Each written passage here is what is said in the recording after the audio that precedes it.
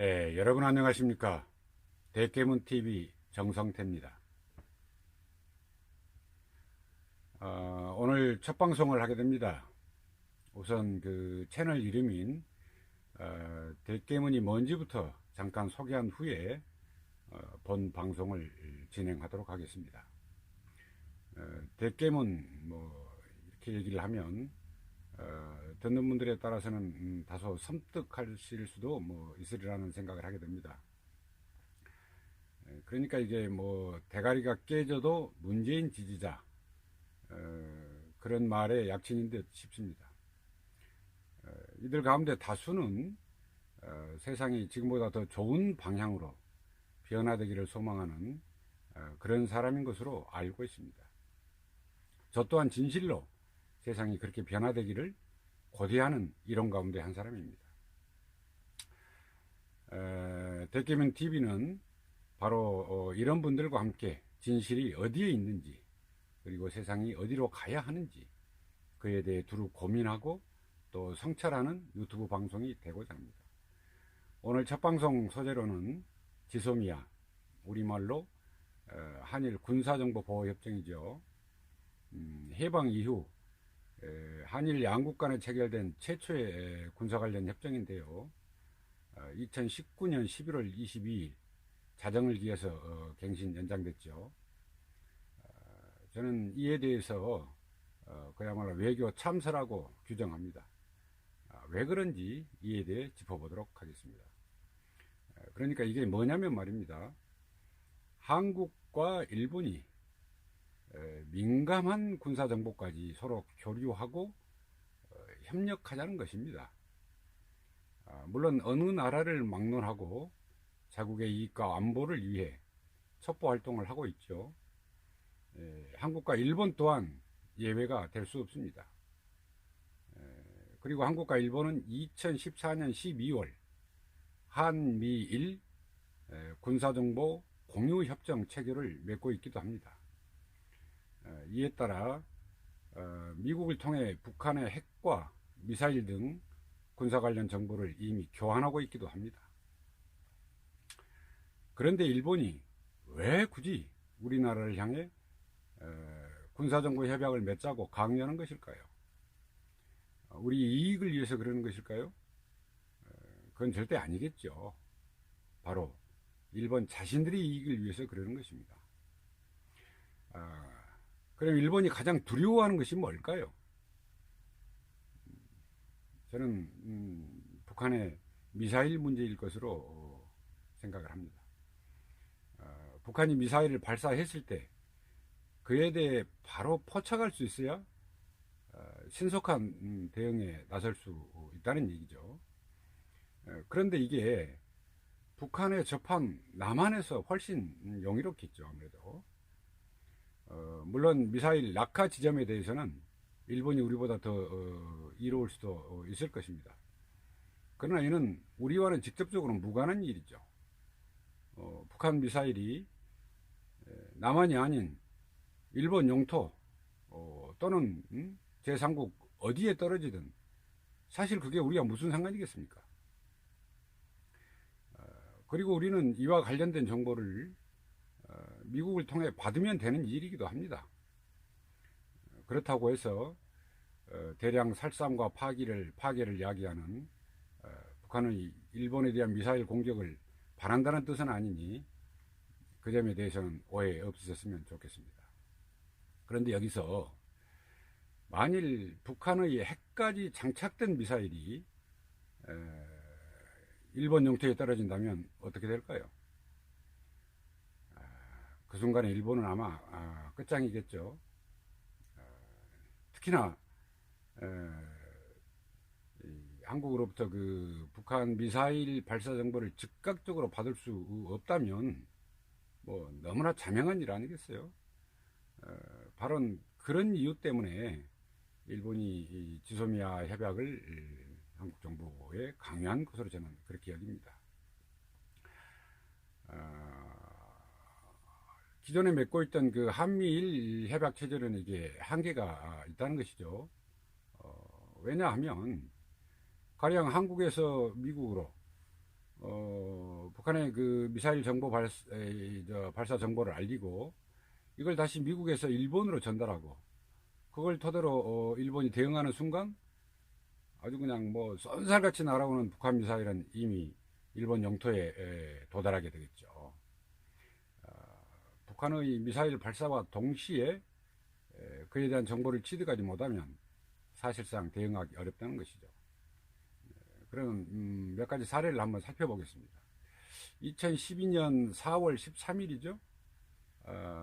북한의 인공위성 발사 때 한국은 발사 사실을 즉시 확인했지만은 일본은 20분 후에야 그 확인하게 됩니다. 그리고 2019년 11월 28일이죠. 북한 초대형 방사포가 발사가 됩니다. 한국은 이를 정확히 발표를 했는데 일본은 미사일 발표라고 그 미사일 발사라고 오인 발표를 하게 됩니다.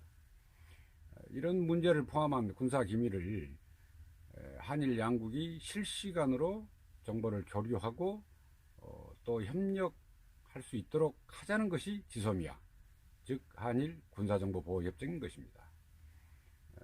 국제법적 구속력도 갖고 있는 것이고요.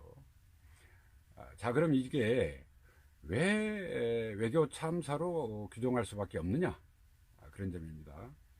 2018년 10월이죠. 우리 대법원이 일본 전범 기업이 저지른 그 강제징용 피해자들에 대한 배상 책임을 이행하라는 판결을 내린 바 있습니다. 매우 상식적이고 타당한 판결이라고 여깁니다. 그런데 우리 대법원의 그러한 판결 이후에 아베 내각이 그 문재인 청와대를 향해서 외교적 협의를 하자고 지속해서 요구를 했습니다. 이에 대해 문재인 청와대는 시정일관 그 모르쇠로 일관하고 말지요. 어쩌면은 문재인 정부가 그 중국의 경우를 참고했을지도 모르겠습니다.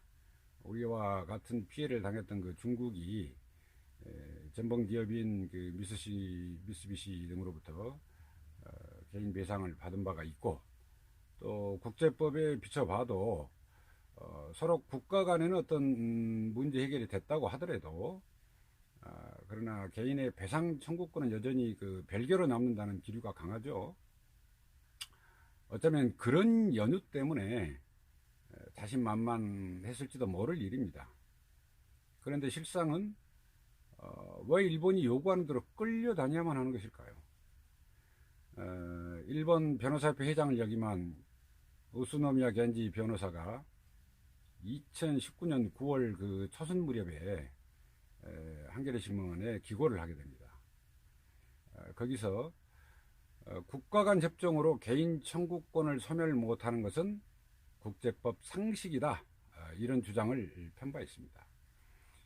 지극히 타당하고 올바른 견해라고 여깁니다. 그런데 이 무렵 그 아베 수상은 강제징용 피해자의 청구권은 1965년 한일 청구권 협정에 의해 완전히 그리고 최종적으로 해결됐다는 강한 입장을 보이죠.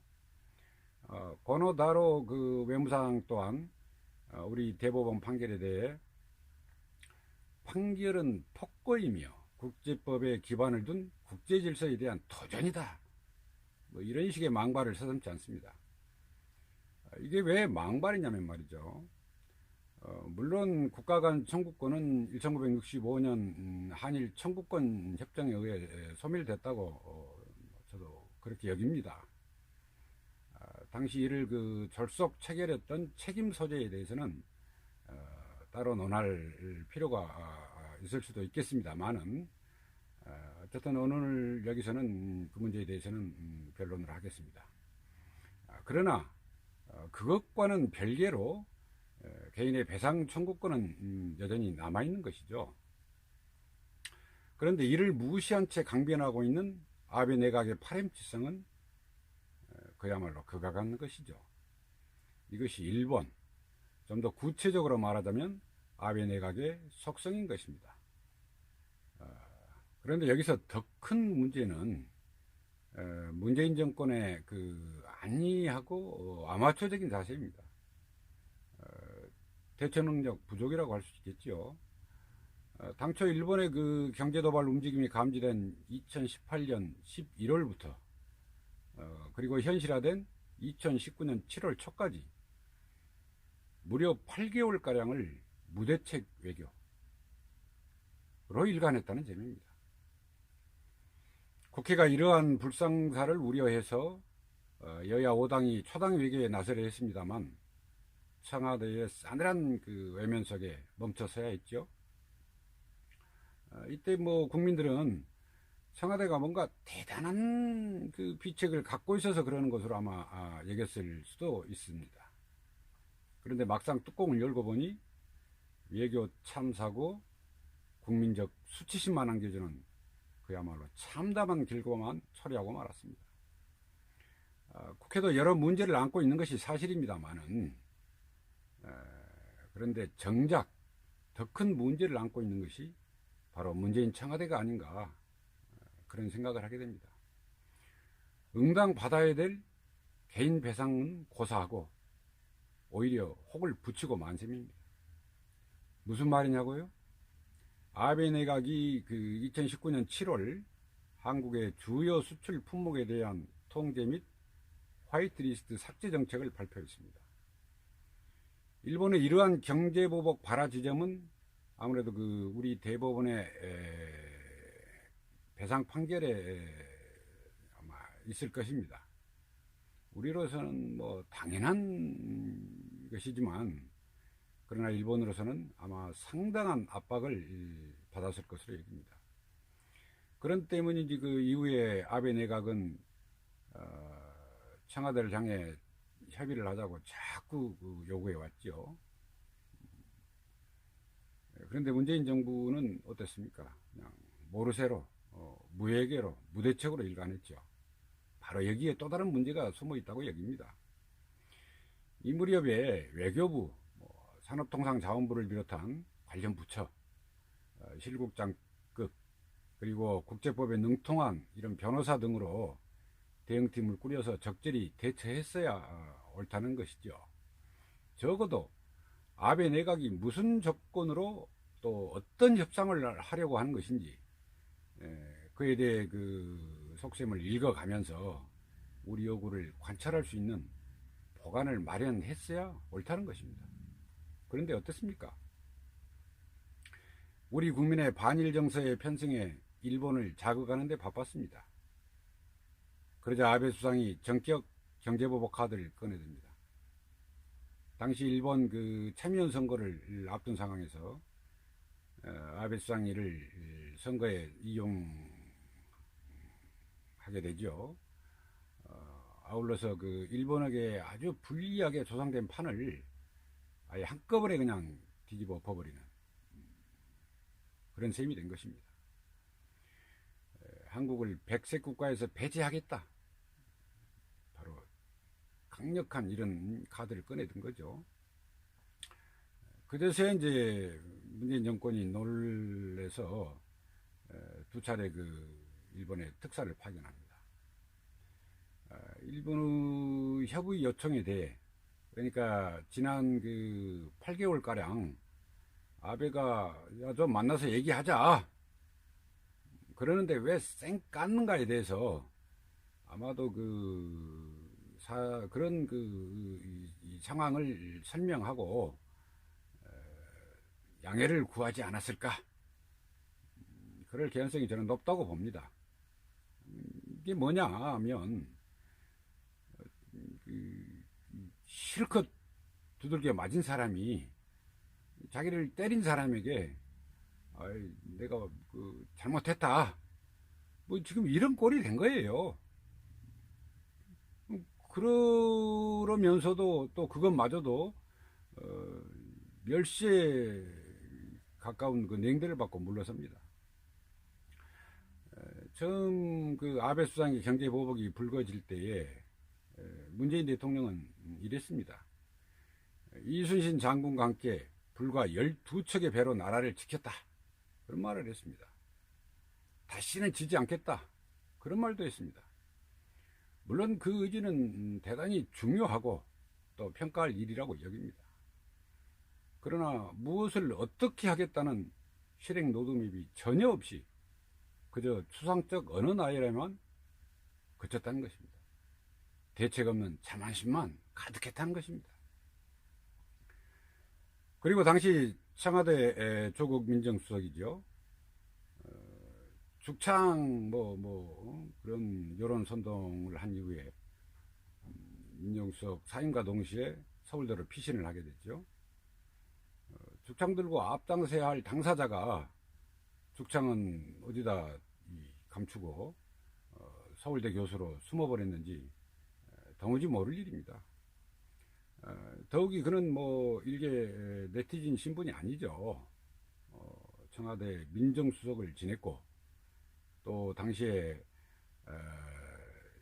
법무부 장관 내정이 확실시 되던 대통령 최측근 인사로 분류되는 사람 아니겠어요?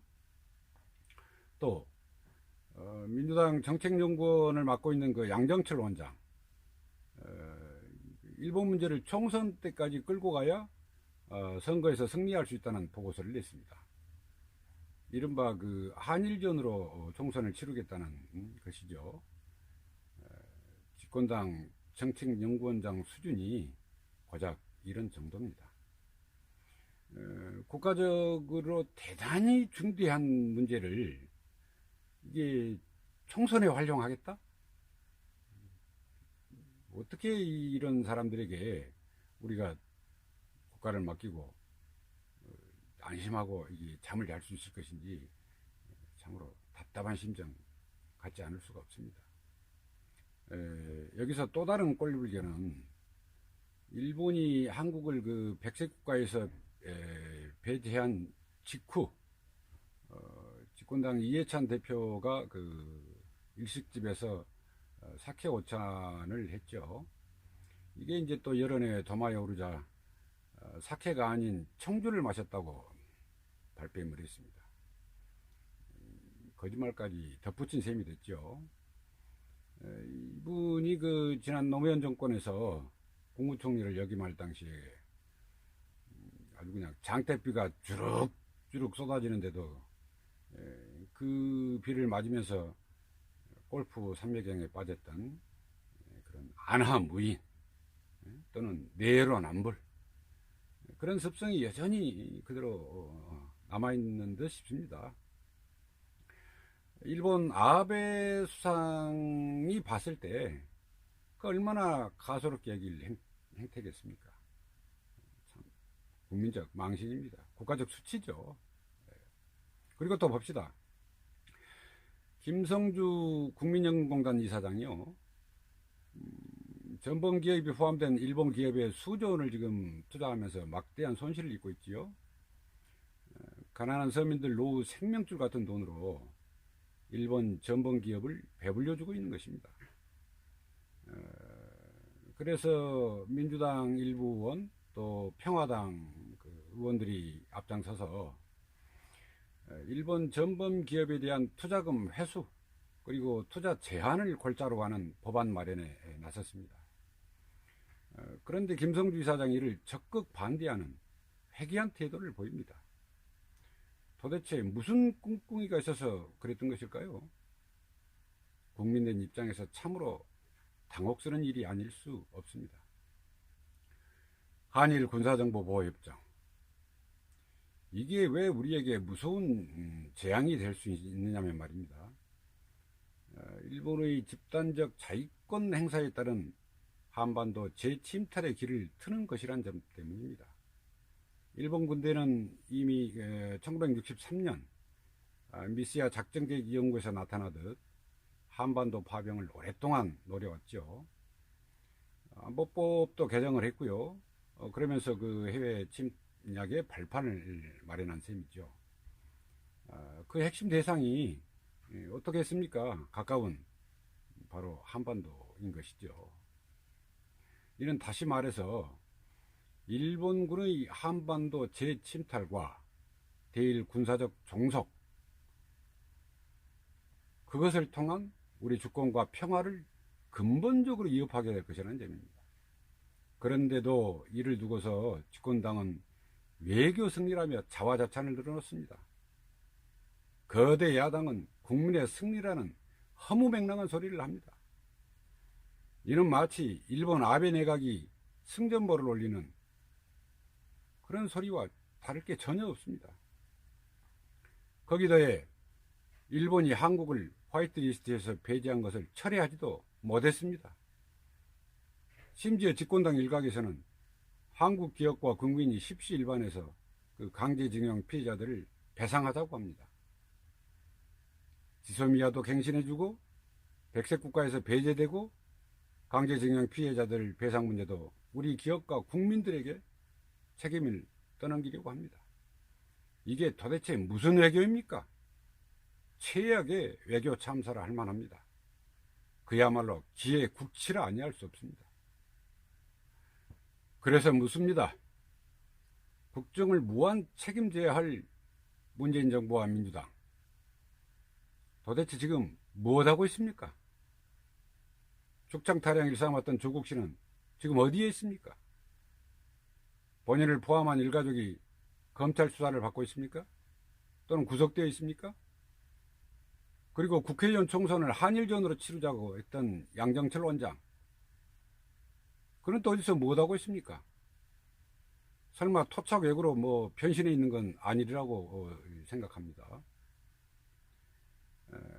그래서 문재인 정권 청와대 또 민주당 인사들 언행을 통해서 과연 집권 세력의 말에 성찬이 국익을 증진하고 또 국민적 자존을 지키는 일에 과연 진심은 단 한 자락이라도 있었던 것일까요?